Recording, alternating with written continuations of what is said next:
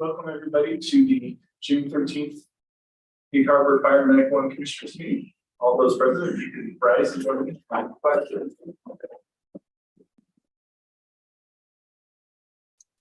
pledge allegiance to the flag of the United States of America and to the republic for which it stands, one nation, under God, indivisible, with liberty and justice for all.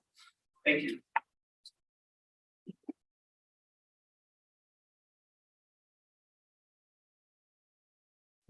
Look for approval of today's agenda. Motion. Second. Roll call vote. Commissioner Nelson, Yes. Commissioner Sudich, Yes. Commissioner Wilsey, Yes. Chairman Urbina. Yes. You have a commissioner absence today. Kevin did let us know ahead of time he would not be able to be here this evening. So I will move that we excuse Commissioner Itzy's absence at this meeting. Roll call vote. Commissioner Nelson, Yes. Commissioner Sudich, Yes. Commissioner Wilsey, Yes. Chairman Urbina. Yes. We do have some communications, correct? Correct. There's a thank you letter from the Fox Island Historical Society in your agenda packet. Thank you. Is there a motion to approve the minutes for our May 23rd meeting? Second. Roll call vote. Commissioner Nelson, Yes. Commissioner Sudich, Yes. Commissioner Wilsey, Yes. Chairman Urbina. Yes. Vouchers. I'll move that you approve the account table vouchers 199-030 through 199-2 totaling $483,069. Roll call vote. Commissioner Nelson, Yes. Commissioner Sudich, Yes. Commissioner Wilsey, Yes. Chairman Urbina. Yes. You don't see a representative from the local. I did talk to Jake today, President Flick, and he said he had no report. That gets us to chief's reports. All right. Chief Black is going to start us off today. So a couple of updates, thank you. A quick update regarding our AV process that's ongoing. We're super close. I think I've become a bit of a broken record, but we are super close. 90% of the equipment is installed. The cameras are repainted to help with the waste glare, freshen it up a little bit. We have one piece that's left in order for us to start recording, which will then replace the owl, allow us to get that up and running. So we have been able to use some of the other.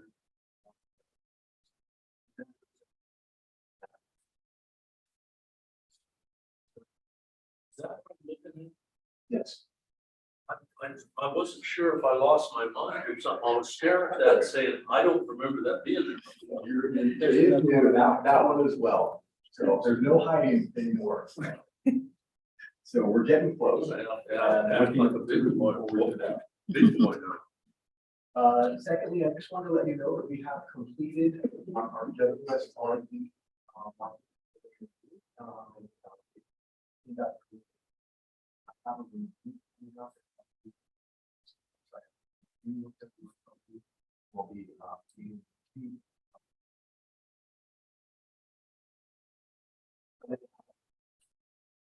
we try to let you know that we have put out an announcement.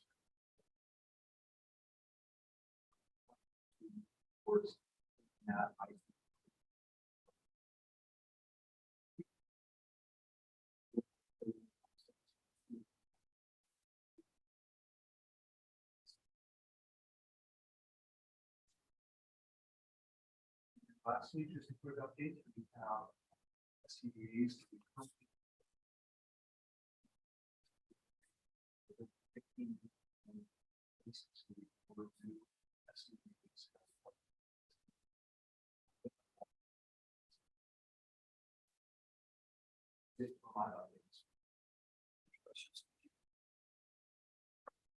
Meyer?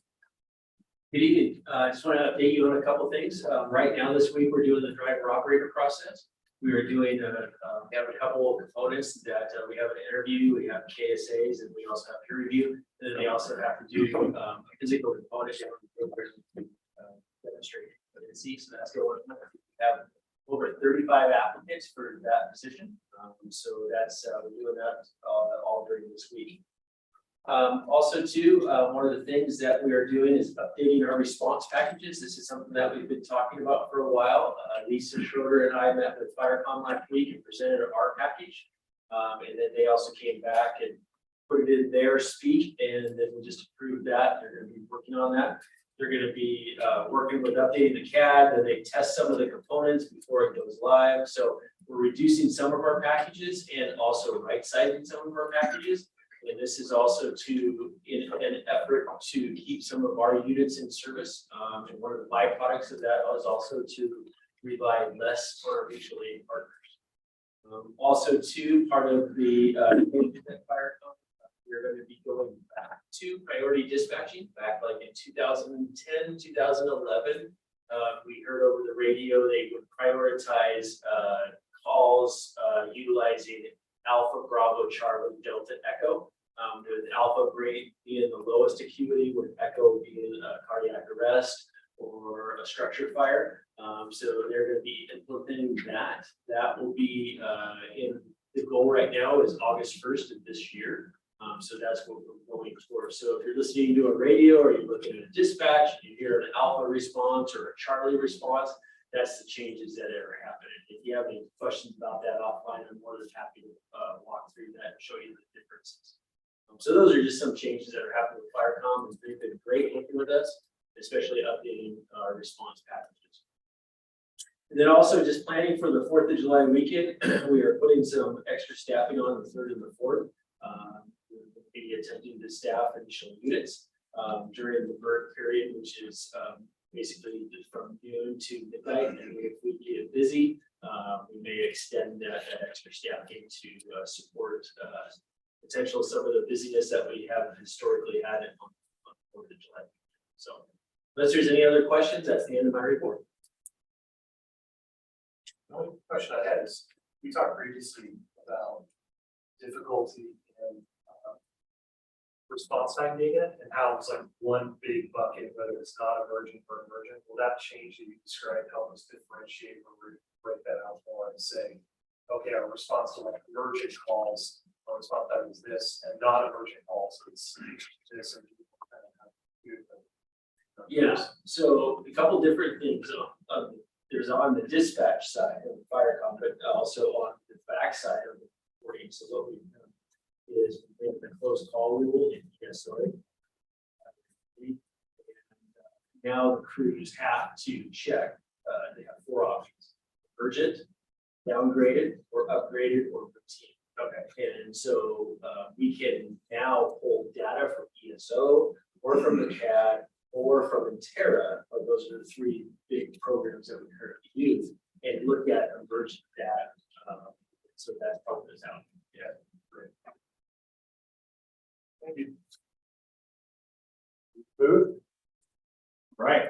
Good evening. I wanted to report on the focus survey that I've been talking about for a couple months.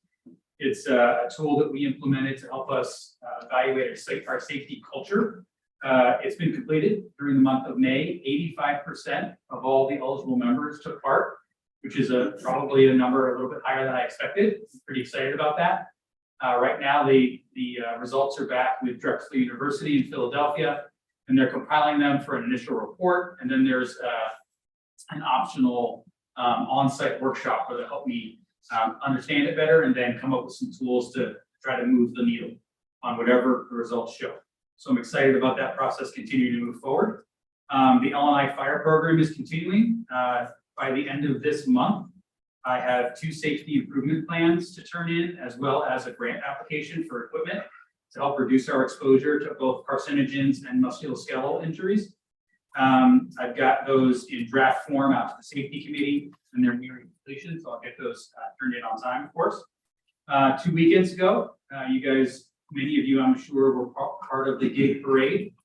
We wanted to report that the booth that we stood up down by Jersich Park, we were able to give away 30 life jackets and just under 130 helmets, both multi-sport and bicycle, to try to keep our citizens more safe.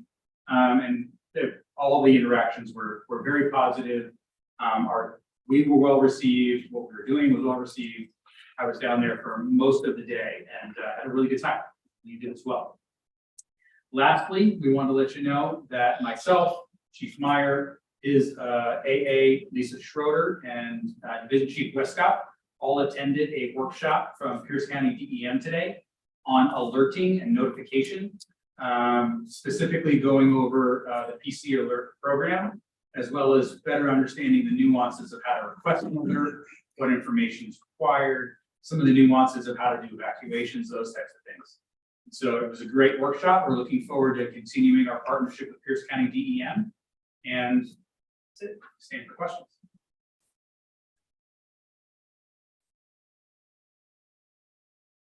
Has there been any discussion? I don't think the chief's aware of this, everybody else is, as far as remember our own health and wellness fair Yes. that we put away, so to speak. Has there been any discussion as far as bringing?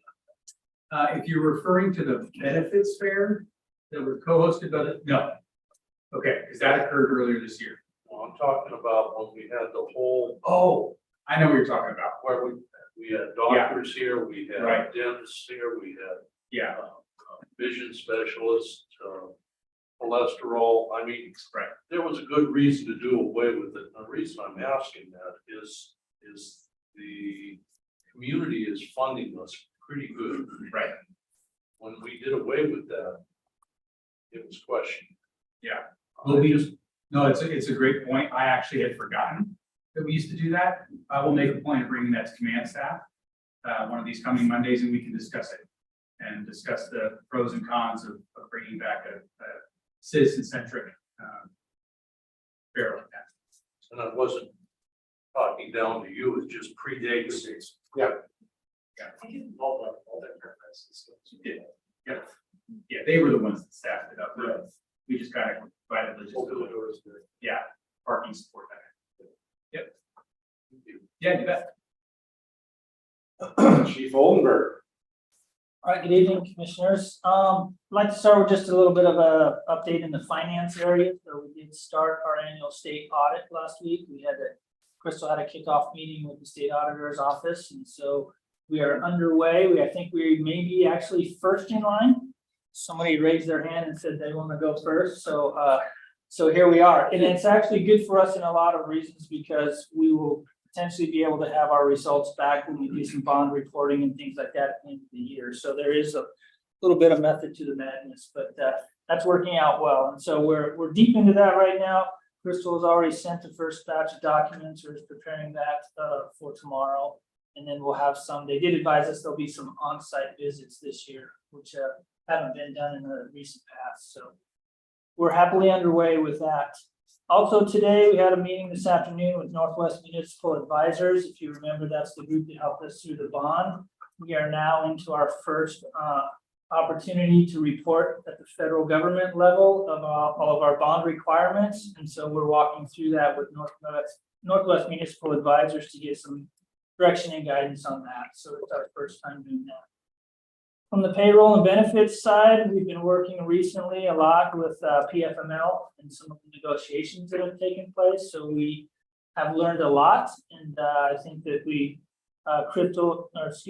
Katrina in particular has put in a lot of hours on that, and so we are definitely up to speed on paid family and medical leave. So that has taken a lot of our time recently. We're currently working on an issue with holiday leave and how we report that to the Department of Retirement Services here in the state, DRS.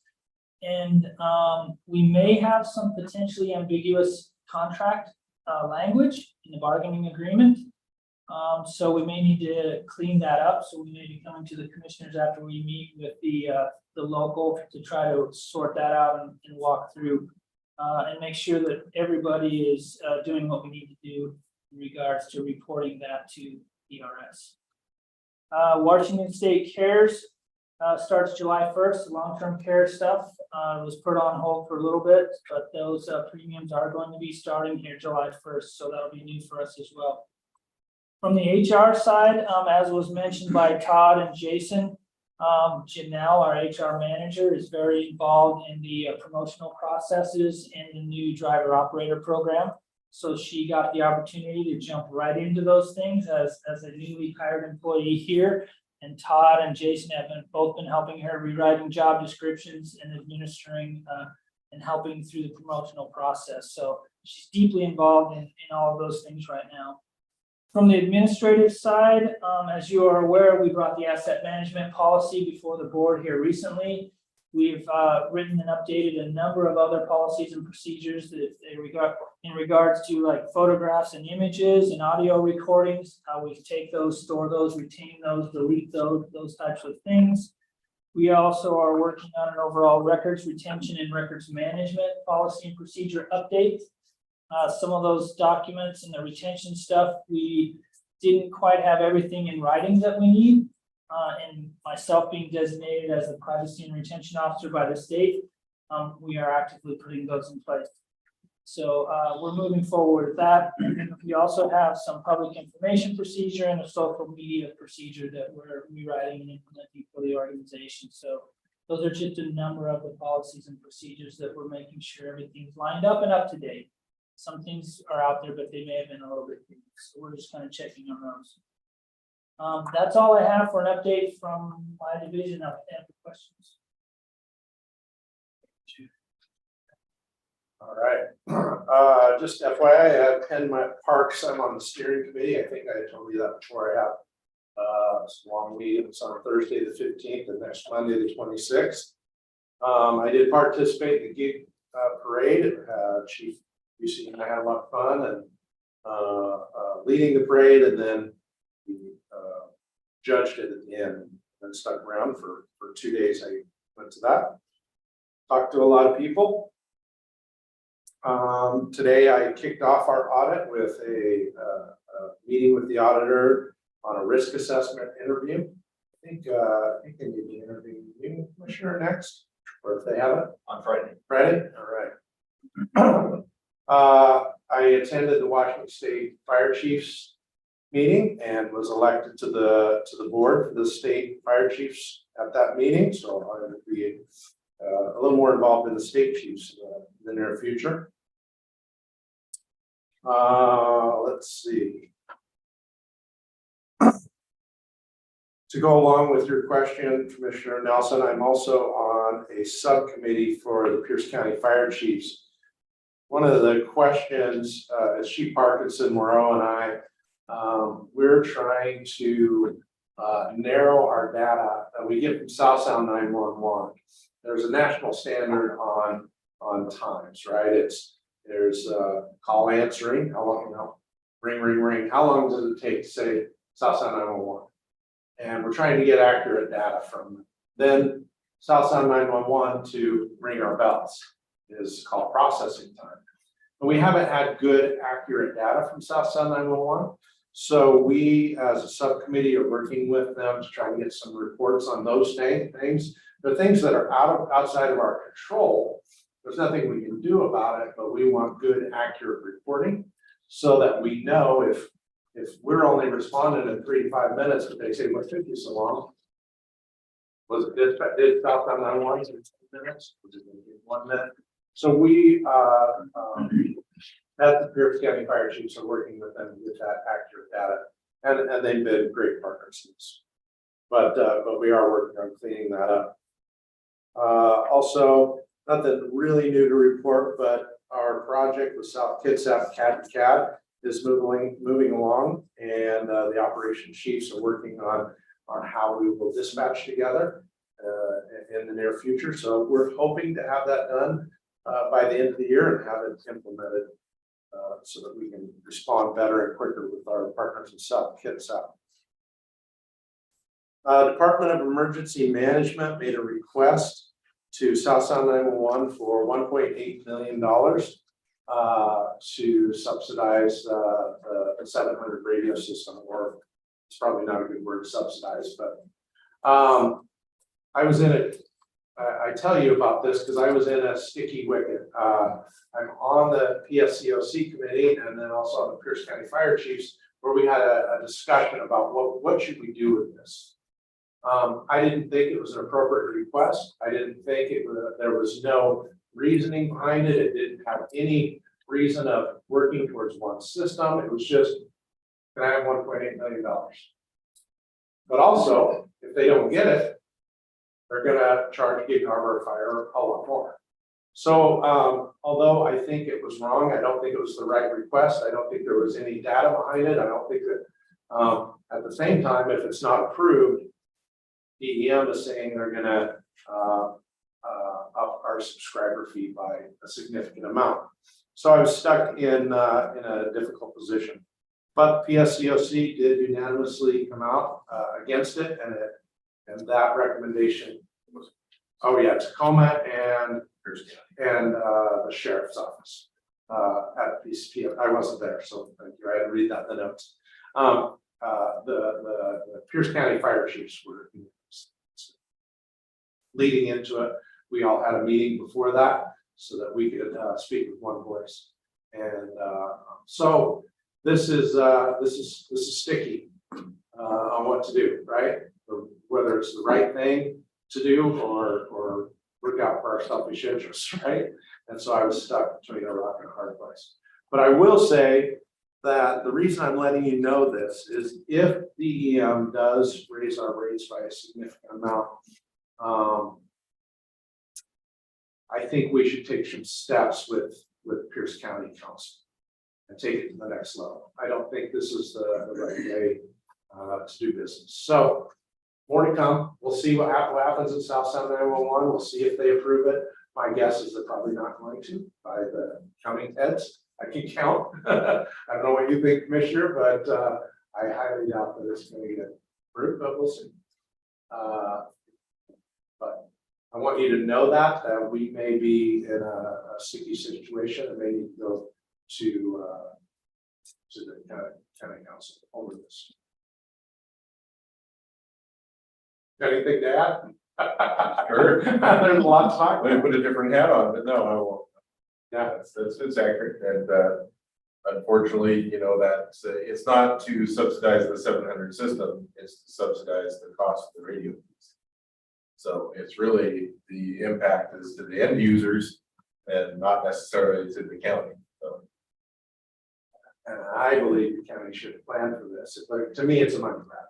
That's all it is. No plan, no. But what's hard is if they don't get it, they're gonna increase our subscriber fee. So I don't think it's right. I don't think it's well thought out. I don't think it's what should be done. I don't think it's the way South Sound 911 money should be spent. But at the same time, if it's not spent that way, they're gonna up our subscriber. So anyway, there may be confrontation in the future that I want you to know about. Last but not least, the union has brought to our attention some information from the International Association of Firefighters. They have long or been working a lot on PFAS in our turnout gear, and they're working on that nationally. But a new report came out last month, and the union gave it to me about PFAS maybe being in our duty uniforms. So we've given it over to the safety committee, which Chief Booth is on, along with 3 local 3390 members. And that committee has made the first step recommendation to try to get information from the manufacturer, because not all shirts and not all Nomex have these carcinogens in them. So we need to know that first before we know if it does, and we will make recommendations. If it doesn't, good. But I have taken all of the IFF's recommendations, but we take it very seriously, and the safety of our members is very important. Don't want any carcinogens in our uniforms, but the local has brought that to us and asked us to look into it. We also have the community updates coming tomorrow at Station 51 at 6 o'clock, and then next Tuesday, the 20th, Station 51 at 6 o'clock. Fleet and Facilities Subcommittee is the 14th, and the Finance Committee is the 15th. That's all I got.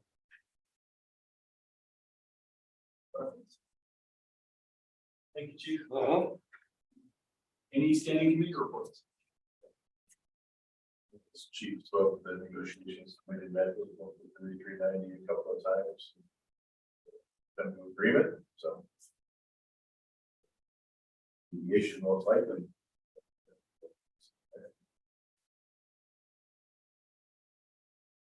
Nothing for the chairman's report today. 2022 bond update. Good evening, everybody. So, a few things to update you on. Obviously, work continues on the 5357 project. That was submitted about a month ago. We've worked through a few questions from the county, nothing major. Still working through it. Train campus. So, about a month ago, we got a request from the Puyallup tribe to complete a cultural resource survey.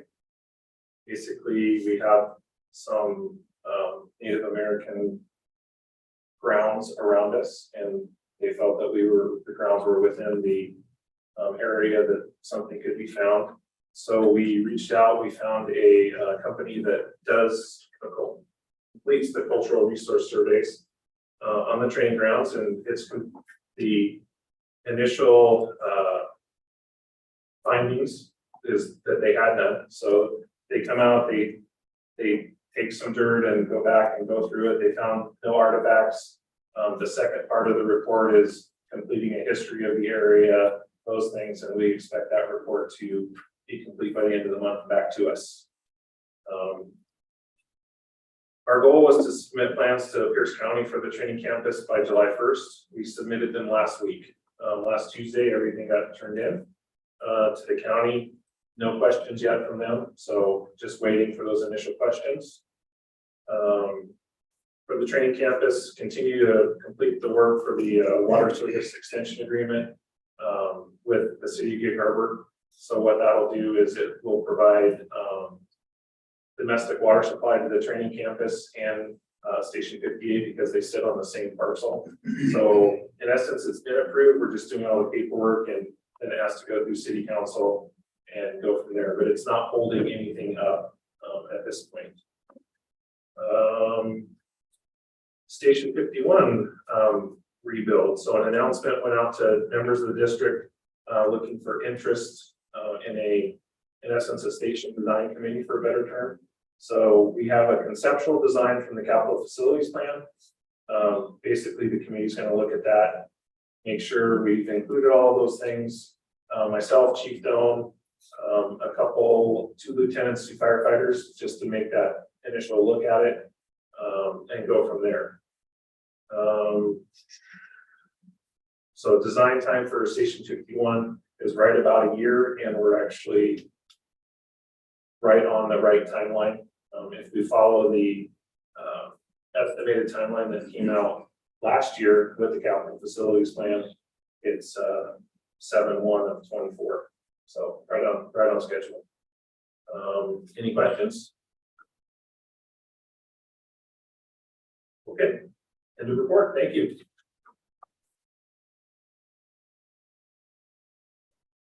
So the next item of business, we are going to go into executive session pursuant to RTW 42.30.1101G to review the performance of a public employee, and 42.30.140 to discuss collective bargaining negotiations.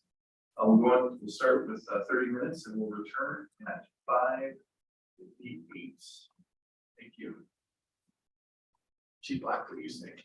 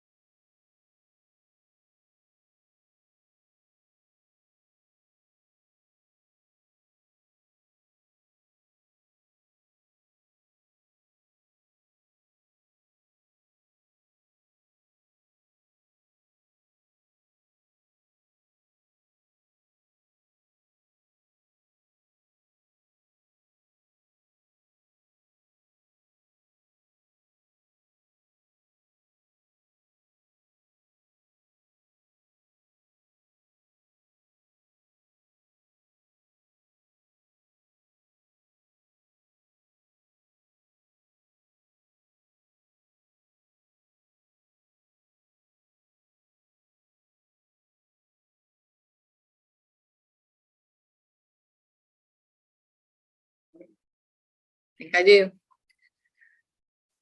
I'm unmuted here.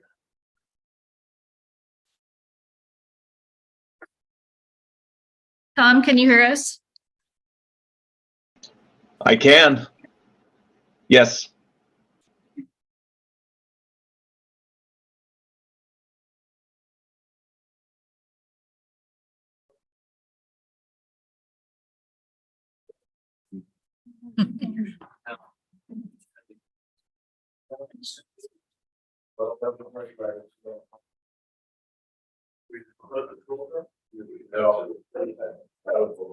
Yeah, Tom, can you see who or how many people?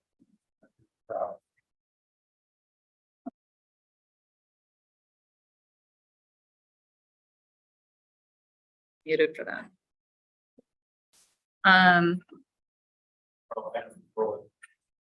Yes. Okay. Oops, shoot. Wait. I don't know what just happened. Tom, can you still hear us? I can. Okay, I can't get the Zoom to pop back up on my screen. Everybody looks, it all looks the same from my end. Okay, we'll just go with it. All right. I'll move on to new business. A retiree medical program application. Chief. Yes, thank you. So in your packet is a retiree medical program application for Mike Smith.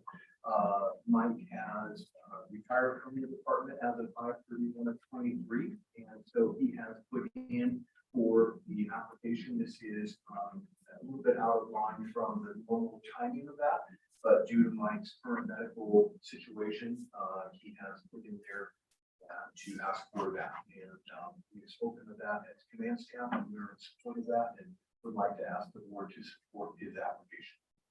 Is there a motion? I'll move that we approve the retiree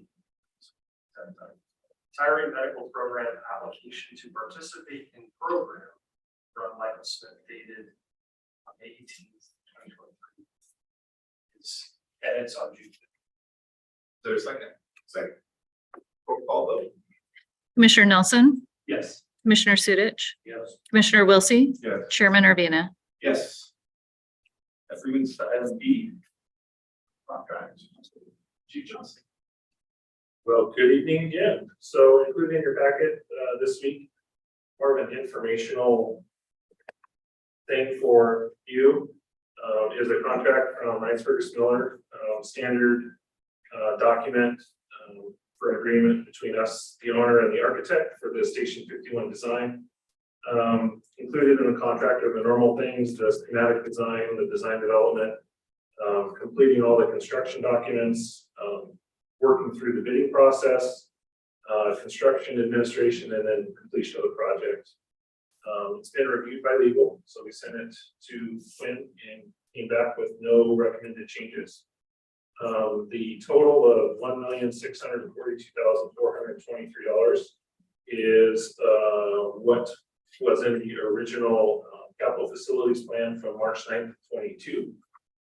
And then there's also some specialty contracts that Bryce Fergus brings under them.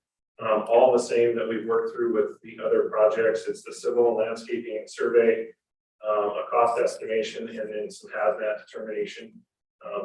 Like I said, all the same contractors and subcontractors that have been working through the other projects with us. All within the approved budget for the capital facilities plan for Station 51. So, like I said, more of an informational for you before we have Chief Doe sign the contract. So if you have any questions, I'll be glad to take them.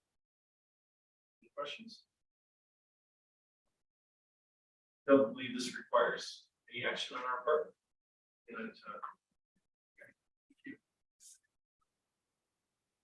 now time for open public comment. State your name for the record. You'll have 3 minutes. If there's one online, you don't have anyone present here. If you're in the Zoom meeting, raise your hand. And we will move you into the room. I can see it in the upper right of your services at the. Oh, there it is. Thank you. Thank you. I couldn't see it. No.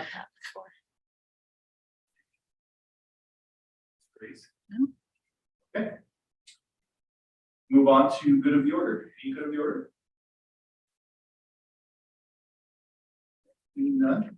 There are a couple of special interest upcoming events that the chief mentioned earlier. I believe that's tomorrow and the next Tuesday. For levy information presentation application 51 on Table Drive at 6 o'clock. Is there anything else? All right. If not, we'll adjourn this meeting. Our next regular scheduled meeting will be Tuesday, June 27th at 5 p.m. Thank you.